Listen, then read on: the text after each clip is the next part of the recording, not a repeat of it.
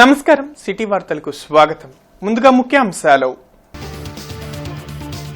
GGH ను సందర్శించిన కేంద్ర మంత్రి పెమ్మసాని పలు విభాగాల పరిశీలన, అధికారులతో సమీక్ష, అవకతవకలపై విజిలెన్స్ విచారణ జరపాలని కలెక్టర్కు ఆదేశం.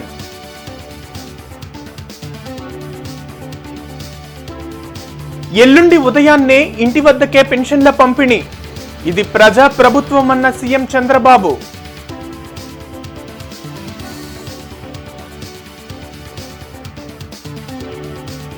త్వరలో హాస్పిటల్ డెవలప్మెంట్ సొసైటీ ఏర్పాటు, 2 నెలల్లో పూర్తి ప్రక్షాళన చేపడతామన్న ప్రజాప్రతినిధులు, అధికారులు.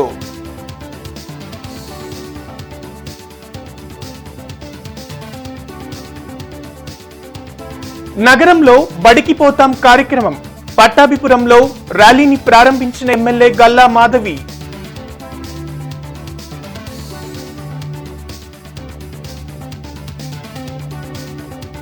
పెన్షన్ల పంపిణీ పండుగలా జరపండి, కూటమి నేతలకు ఎమ్మెల్యే నసీర్ అహ్మద్ పిలుపు.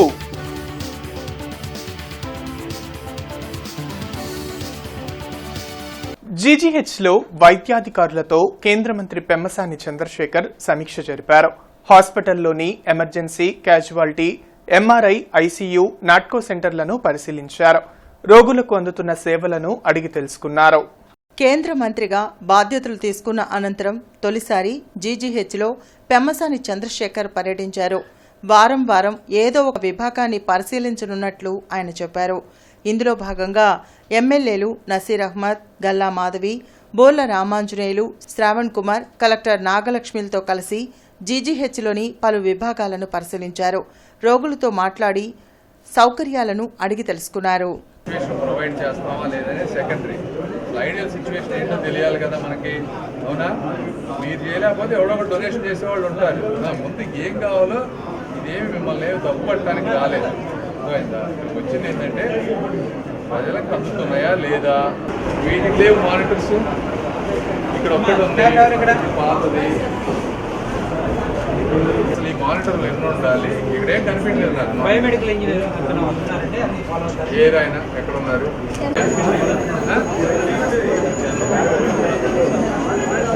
అనంతరం నాట్కో సెంటర్ను పరిశీలించి అక్కడే వైద్యాధికారులతో సమీక్ష జరిపారు. ఈ సందర్భంగా ఏడాదిగా సిటీ స్కాన్ పనిచేయడం లేదని పెమ్మసాని దృష్టికి తీసుకురాగా అధికారులపై మండిపడ్డారు. వెంటనే మరమ్మతులు చేయించకపోతే శాఖాపరమైన చర్యలు తప్పవని హెచ్చరించారు. అదేవిధంగా పార్కింగ్ సమస్య గురించి వివరించారు. జీజీహెచ్లో నిర్మాణంలో ఉన్న భవనాల గురించి పెమ్మసాని ఆరా తీశారు. నిధులు విడుదలైన నిర్మాణాలు పూర్తి కాకపోవడంతో మండిపడ్డ ఆయన విజిలెన్స్ విచారణ జరపాలని కలెక్టర్ను ఆదేశించారు. కాంపౌండ్ వాళ్ళు చుట్టూ కూడా ఈ స్ట్రీట్ వెండర్స్ వాళ్ళు వీళ్ళు రకరకాలుగా వచ్చేసి గందరగోళం చేస్తున్నారు. సో అక్కడ మనము మార్కింగ్ వేసేసి అట్లీస్ట్ టూ వీలర్స్ అన్ని బయట వదిలేటట్టుగా చేయగలిగితే 4 గేట్లు ఉన్నాయి, తిరిగి ఎటువంటి రావచ్చు. సో అది కానీ చేయగలిగితే మాత్రం కొంత ట్రాఫిక్ ప్రాబ్లమ్ వాళ్ళు ఒప్పుకోరు sir. Department very very bad sir. మీరు ఇక్కడ అంబులెన్స్ రావాలంటే. ఈ సందర్భంగా మంత్రి పెమ్మసాని మాట్లాడుతూ త్వరలో హాస్పిటల్ డెవలప్మెంట్ సొసైటీని ఏర్పాటు చేస్తామని చెప్పారు. సొసైటీ ఆధ్వర్యంలో పలు సమస్యలపై విచారణ జరిపిస్తామని తెలిపారు. వైద్య సిబ్బంది చిత్తశుద్ధితో పనిచేయాలని సూచించారు. గవర్నమెంట్ హాస్పిటల్లో చాలా ఇష్యూస్ ఉన్నాయి. ఏసీలు పనిచేయకపోవటం కానీ, ఎలివేటర్స్ పనిచేయకపోవటం కానీ, లేకపోతే ల్యాబ్ టెస్టులకి పేషెంట్లు గంటలు వెయిట్ చేయటం కానీ, లేకపోతే కొంతమందిని ఇక్కడ ల్యాబ్ టెస్టులు ఉన్నా ఒక్కొక్కసారి లేవని చెప్పి వేరే వాటికి పంపించడం కానీ, ఇట్లా multi parking issues, sanitary issues, లేకపోతే పేషెంట్లకు పెట్టేటువంటి ఫుడ్ మీద ఉన్నటువంటి ఇష్యూస్, రకరకాల చాలా ప్రాబ్లమ్స్ ఉన్నాయి. అదేవిధంగా కొత్త బిల్డింగులు కడతా ఉన్నారు, అవి ఎప్పుడు కంప్లీట్ అవుతాయి, ఆ కట్టిన తర్వాత వాటి లోపలికి కావాల్సిన ఇన్ఫ్రాస్ట్రక్చరు, పేషెంట్ సపోర్ట్ స్టాఫ్ లేకపోవటం, ప్రతి ఒక్కళ్ళకి కూడా చాలా ఇబ్బందులు ఉన్నాయి. ఇవన్నీ ఏంటంటే 2014-19 మధ్య తెలుగుదేశం పార్టీ చేసినటువంటి కొన్ని విధానాలని తీసివేయటం, దీన్ని పూర్తిగా పట్టించుకోకపోవటం వల్ల ఎక్కువ అక్యుములేట్ అయిపోయినాయి. ఇవన్నీ ఫస్ట్ మేము అర్థం చేసుకుంటున్నాం. అర్థం చేసుకొని వీటిని 1 by 1 ఎలా సాల్వ్ చేయాలి, ప్రతి ఇష్యూకి ఒక అకౌంటబిలిటీ ఎలా తీసుకురావాలి, దానికి ఆ అకౌంటబుల్ పర్సన్ ఎవరు, ఆ పర్సన్కి డిఫైన్ టైంలో ఇవి ఎలా చేయాలి, చేయకపోతే డబ్బులు కావాల్సి వస్తే అవి స్టేట్ గవర్నమెంట్ నుంచి తీసుకురాగలమా, లేకపోతే వేరే ఎక్కడ ఫండ్స్ నుంచి అయినా తీసుకురాగలమా, లేదంటే సెంట్రల్ గవర్నమెంట్ ఫండ్స్ని ఏమైనా తీసుకోగలమా, ఇవన్నీ రివ్యూ చేసుకున్నాం. కలెక్టర్ గారు ఉన్నారు, అన్ని డాష్ బోర్డ్ క్రియేట్ చేసుకొని మిగిలినవి ఎలా అయితే చేస్తున్నాం ఇది కూడా 1/. ముఖ్యమంత్రి చంద్రబాబు పింఛనార్థులకు బహిరంగ లేఖ రాశారు. ప్రజల ఆశలు ఆకాంక్షలు నెరవేర్చటమే ప్రభుత్వ ప్రథమ కర్తవ్యమని పేర్కొన్నారు.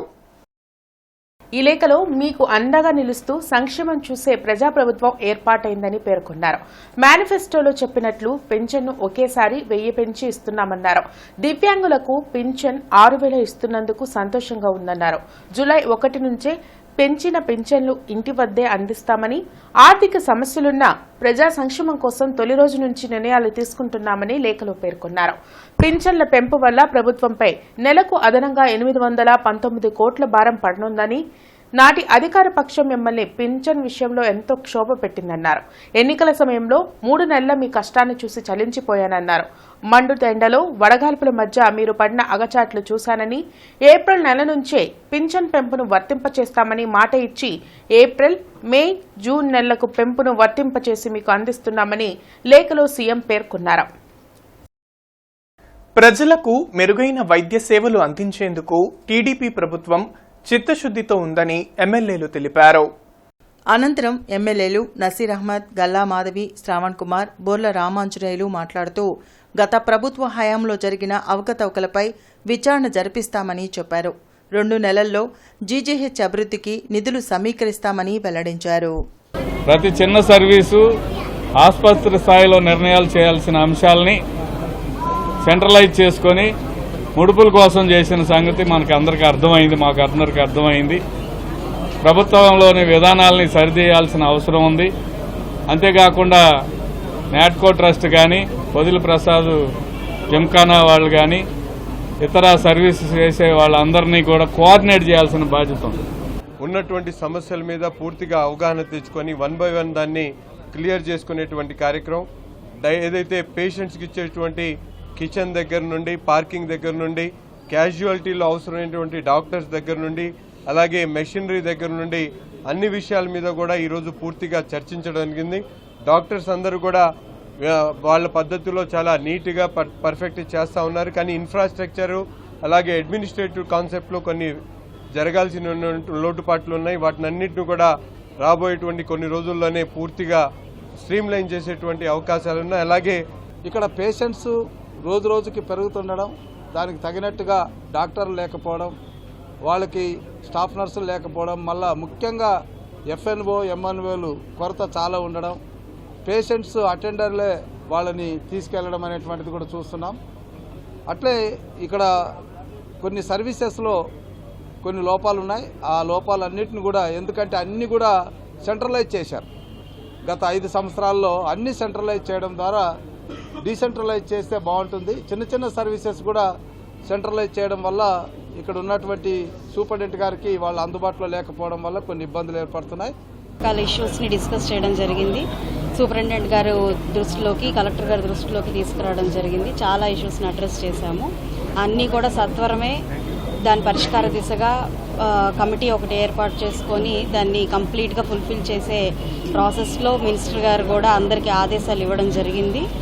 1-2 మంత్స్కి సరిపడా టార్గెట్స్ని ఇవ్వడం జరిగింది. అవి ఫుల్ఫిల్ అయిన వెంటనే చాలా లాంగ్ టర్మ్ ఇష్యూస్ కూడా ఉన్నాయి. అవి కూడా లిఫ్ట్ల దగ్గర నుంచి, ఎక్విప్మెంట్ దగ్గర నుంచి, పేషెంట్స్ కన్సర్న్స్ దగ్గర నుంచి చాలా ఇష్యూస్ ఉన్నాయి. అవన్నీ కూడా చాలా త్వరగానే ప్రాసెసింగ్లోకి వస్తాయి. ఆ ఇష్యూస్ అన్ని తొందరగా కవర్ చేస్తామని అందరం కూడా. కేంద్ర మంత్రి సూచనల మేరకు హాస్పిటల్ డెవలప్మెంట్ సొసైటీని ఏర్పాటు చేసి అభివృద్ధి పనులు చేపడతామని కలెక్టర్ నాగలక్ష్మి తెలిపారు. ఈ కమిటీ ఆధ్వర్యంలోని అన్ని విభాగాల పనితీరును పర్యవేక్షిస్తామని కలెక్టర్ చెప్పారు. ప్రాధాన్యత క్రమంలో అన్ని పనులు వెంటనే పూర్తి చేస్తామని కలెక్టర్ నాగలక్ష్మి తెలిపారు.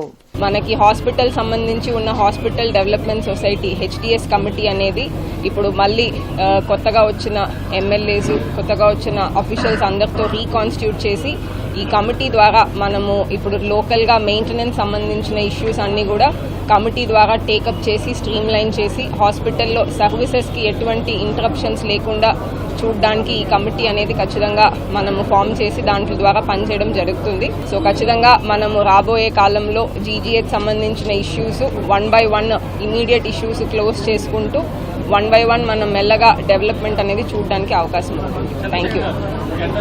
పొన్నూరు పట్టణంలోని నిడుబ్రోలులో రక్షిత మంచినీటి పథకాన్ని ఎమ్మెల్యే ధూళిపళ్ల నరేంద్ర కుమార్ పరిశీలించారు. పొన్నూరు పట్టణంలోని నిడుబ్రోలు రక్షిత మంచినీటి పథకాన్ని శనివారం ఉదయం ఎమ్మెల్యే నరేంద్ర కుమార్ పరిశీలించారు. మంచినీటి ప్లాంట్ నిర్వహణ పట్ల సిబ్బందిపై ఆగ్రహం వ్యక్తం చేశారు. ఈ సందర్భంగా ధూళిపళ్ల మాట్లాడుతూ తమ ప్రభుత్వం అధికారంలోకి వచ్చాక నాణ్యమైన త్రాగునీటిని పట్టణ ప్రజలకు అందించడమే ధ్యేయంగా పనిచేస్తామన్నారు. రక్షిత మంచినీటి పథకం పరిశీలనకు రావడం జరిగింది. ఎందుకంటే దీనికి గతంలో ఎక్కడ రాష్ట్రంలో ఉమ్మడి రాష్ట్రంలో కూడా స్కీము అత్యున్నతమైన స్కీమ్ చూడాలంటే ప్రతి ఒక్కళ్ళు కూడా పొన్నూరు వచ్చేవాడు. ఇప్పుడు మనం చూస్తే క్లారిఫికేటర్లు పనిచేయట్లా దానిలో, రెండో దానిలో మోటార్లు చెడిపోయి తిరగట్లా, అలాగే లీకేజీలు చూస్తూ ఉన్నాం. ఆలంగా పనిచేయాల్సిన ట్యాంకు చాలా సంవత్సరాల నుంచి పాడైపోయిందని చెప్తున్నారు. కాబట్టి వీటన్నిటిని కూడా పూర్తి స్థాయిలో మేము రెక్టిఫై చేయటం కానీ చేయాల్సిన పనులకు ప్రాధాన్యత ఇచ్చి చేస్తాం. అదేవిధంగా చెరువును కూడా ఏదైతే చెట్లు ఇవన్నీ తీసివేయటం కానీ, అలాగే స్థానికులు ఎవరన్నా నడవటానికి పొద్దున్నే వచ్చి గతంలో అభ్యంతరం పెట్టారంటున్నారు, అటువంటివి లేకుండా చూడటం జరుగుతుంది. మున్సిపాలిటీకి ఇది ఒక వరం లాంటిది ఈ స్కీము. పెన్షన్ల పంపిణీ కార్యక్రమాన్ని పండుగలా జరపాలని ఎమ్మెల్యే నసీర్ అహ్మద్ పిలుపునిచ్చారు. ఇచ్చిన హామీలను నెరవేరుస్తున్న ఘనత సీఎం చంద్రబాబుదేనన్నారు. 1వ తేదీ ఉదయాన్నే పెన్షన్ల పంపిణీ కార్యక్రమాన్ని ఉత్సాహభరితంగా పండుగ వాతావరణంలో నిర్వహించాలని ఎమ్మెల్యే నసీర్ అహ్మద్ పిలుపునిచ్చారు. పెన్షన్ల పంపిణీ కార్యక్రమంపై కూటమి నేతలతో ఆయన సమావేశం నిర్వహించారు. టీడీపీ సీఎం చంద్రబాబు ఘనతను ప్రజలకు వివరించాలని, ఈ కార్యక్రమంలో బూత్ లెవెల్ కార్యకర్తలందరూ పాల్గొనాలని ఆయన కోరారు.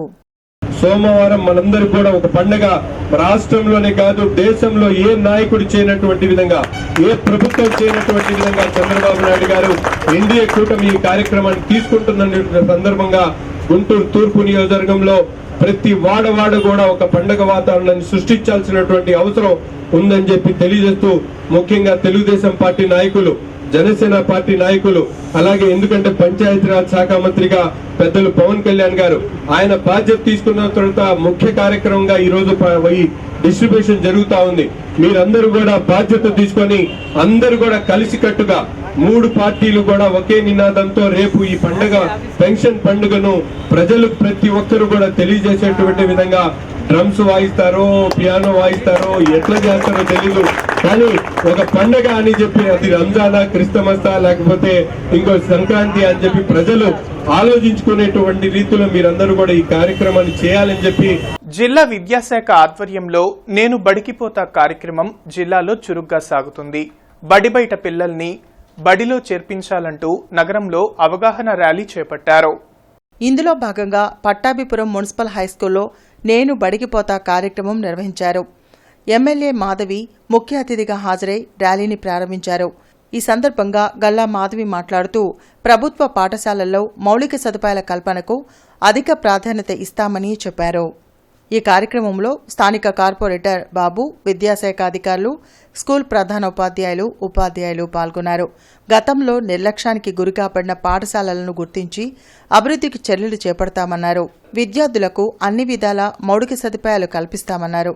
కార్పొరేట్ స్కూల్స్కి ధీటుగా ప్రభుత్వ, మున్సిపల్ స్కూల్స్లో ఉత్తమ ఫలితాలను సాధిస్తామని ఎమ్మెల్యే గల్లా మాధవి స్పష్టం చేశారు.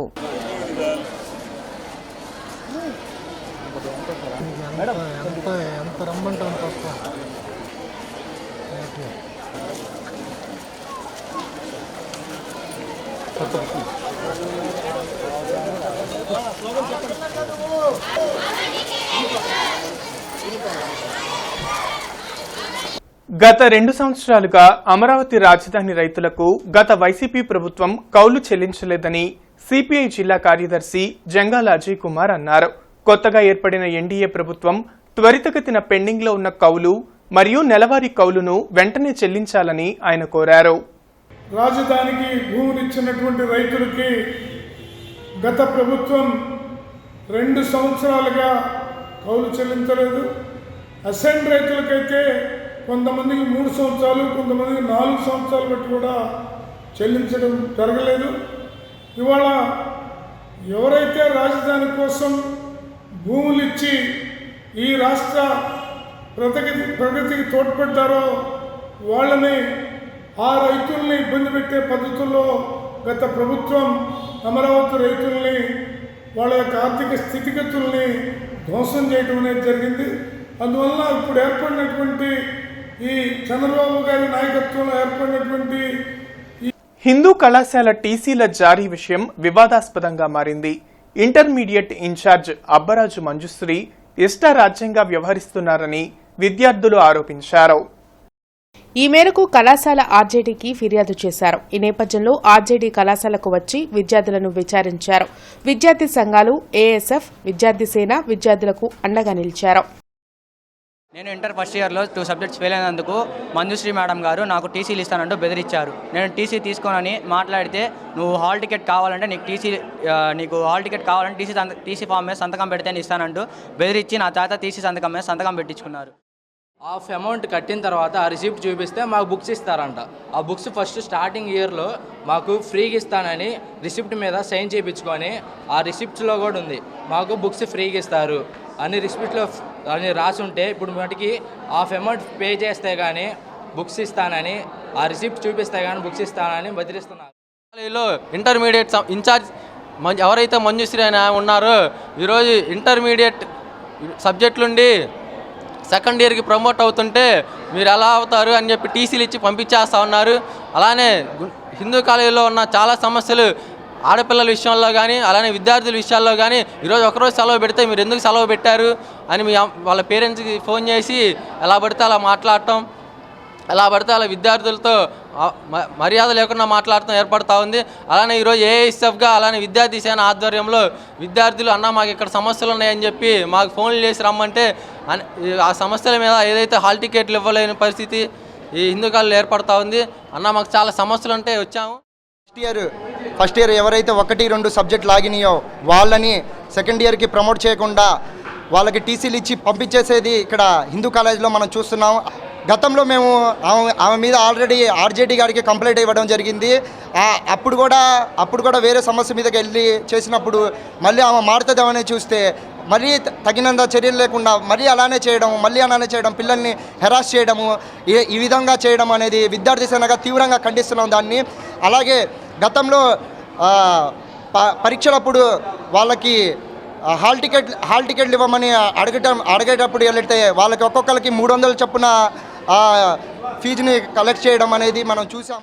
సీఎం నారా చంద్రబాబు నాయుడును గుంటూరు జిల్లా తెలుగు యువత అధ్యక్షులు రావిపాటి సాయికృష్ణ మర్యాదపూర్వకంగా కలిసి శుభాకాంక్షలు తెలిపారు. ఈ సందర్భంగా ముఖ్యమంత్రి చంద్రబాబు మాట్లాడుతూ ప్రభుత్వానికి, ప్రజానికానికి వారధిగా తెలుగు యువత పనిచేయాలని సూచించారు.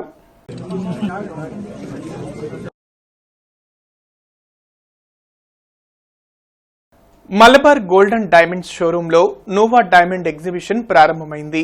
నోవా కలెక్షన్స్ కు సినీ నటి కరీనా కపూర్ బ్రాండ్ అంబాసిడర్ గా వ్యవహరిస్తున్నారు. ప్రపంచవ్యాప్తంగా 6వ అతిపెద్ద జ్యువెలరీ రిటైల్గా ప్రఖ్యాతిగాంచిన మలబార్ గోల్డ్ అండ్ డైమండ్స్ ఒక గ్రాండ్ ఈవెంట్లో భాగంగా నువా పేరుతో సరికొత్త వజ్రాభరణాల సేకరణను ప్రారంభించారు. ఇందులో భాగంగా గుంటూరులో రేష్మీ దరియా ఇక్కడ కలెక్షన్స్ను ప్రారంభించారు. వివిధ కళాకృతులతో డైమండ్ సేకరణ కార్యక్రమాన్ని చేపట్టినట్లు రేష్మీ దరియా మార్కెటింగ్ మేనేజర్ గోపి తెలిపారు. అంతేకాకుండా Malabar and gold diamonds showroom ద్వారా పలు సేవా కార్యక్రమాలు నిర్వహిస్తున్నట్లు వారు తెలిపారు.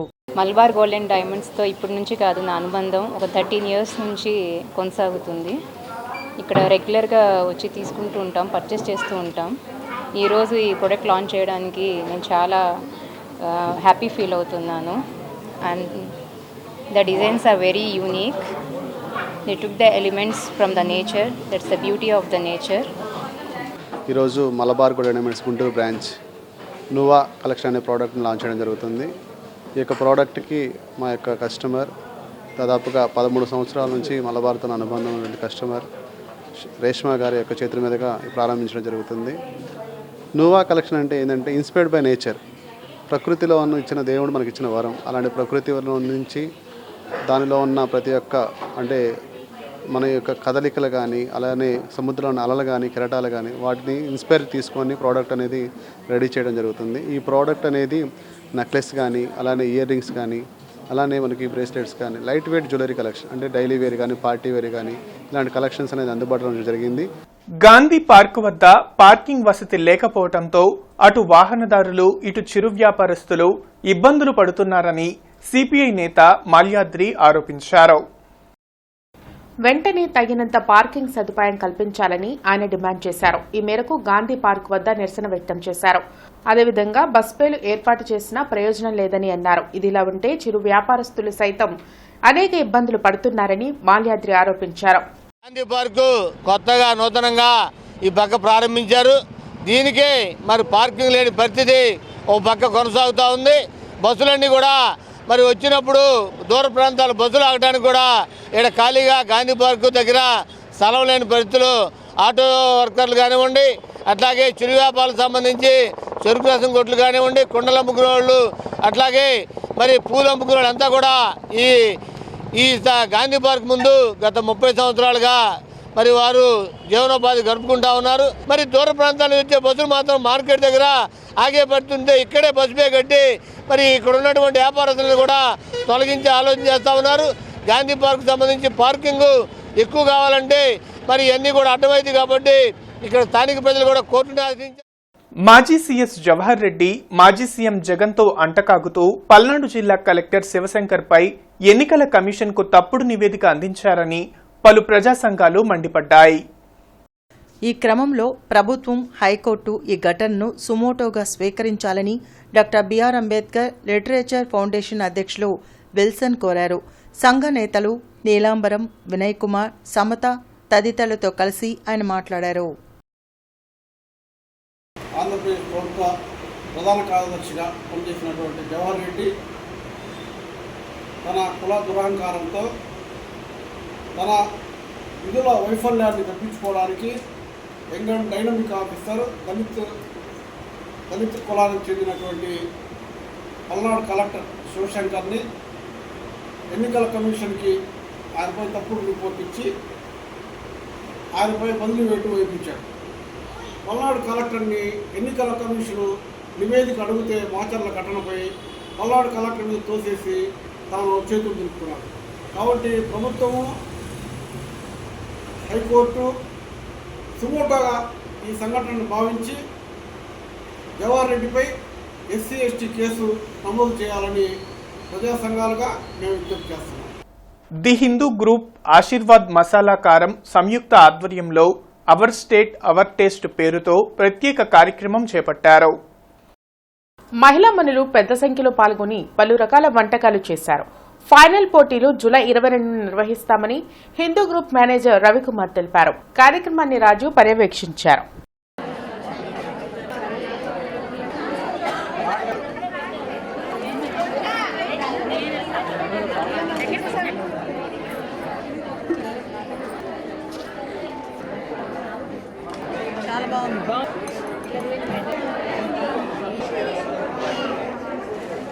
The Hindu వాళ్ళు ఆర్గనైజ్ చేస్తున్న OSOT, one state one taste అని టోటల్ 6 సెంటర్స్లో ప్రిలిమినరీ రౌండ్స్ అవుతుంది. ఆంధ్రాలోని, తెలంగాణలో ఆల్రెడీ కంప్లీట్ అయిపోయింది. ఆంధ్రాలో ఇది మనం 3rd season of cookery contest across ఏపీలో మనం కండక్ట్ చేస్తున్నాం. ఇది Vizag, Rajahmundry already last week అయిపోయింది అండ్ ఈరోజు గుంటూరు అవుతుంది, రేపు మళ్ళీ విజయవాడ అవుతుంది. Next 5th, 6th, 7th Nellore and తిరుపతిలో అవుతుంది. ఫైనల్స్ మాత్రం 27 జూలై విజయవాడలో అవుతుంది.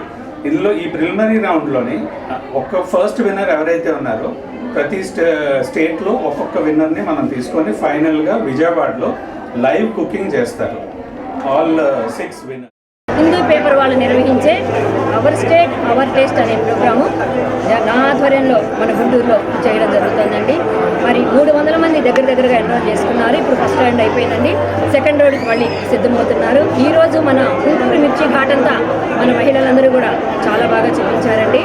అందరూ చక్కగా రెడీ అయ్యారు. వాళ్ళు చేసిన వంటకాన్ని కూడా చాలా మధురంగా చేసుకొని వచ్చారు. ప్రముఖ గాయకుడు సాయి చంద్ ప్రథమ వర్ధంతి కార్యక్రమం లాడ్జ్ సెంటర్లో జరిగింది.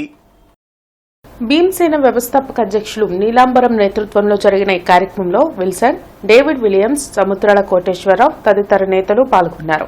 అంబేద్కర్ విగ్రహానికి సాయిచంద్ చిత్రపటానికి పూలమాలలు వేసి ఘన నివాళులర్పించారు. తెలంగాణ ఉద్యమంలో సాయిచంద్ కీలక పాత్ర పోషించారని వారు కొనియాడారు.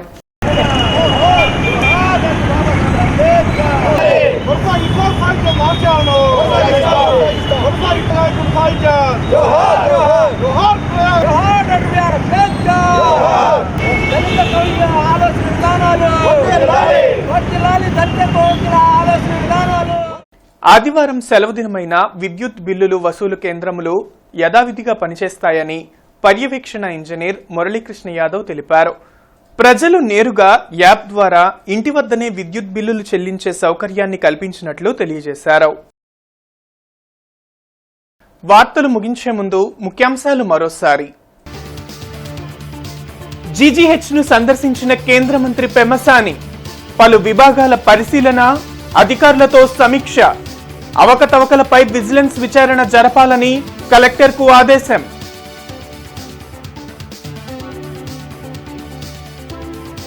ఎల్లుండి ఉదయాన్నే ఇంటి వద్దకే పెన్షన్ల పంపిణీ. ఇది ప్రజా ప్రభుత్వమన్న సీఎం చంద్రబాబు.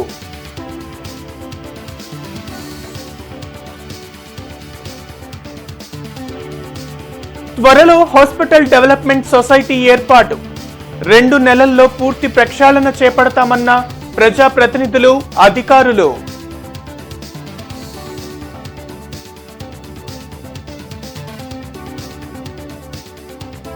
నగరంలో బడికి పోతాం కార్యక్రమం. పట్టాభిపురంలో ర్యాలీని ప్రారంభించిన ఎమ్మెల్యే గల్లా మాధవి.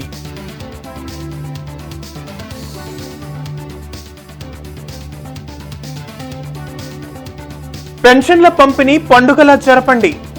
కూటమి నేతలకు ఎమ్మెల్యే నసీర్ అహ్మద్ పిలుపు.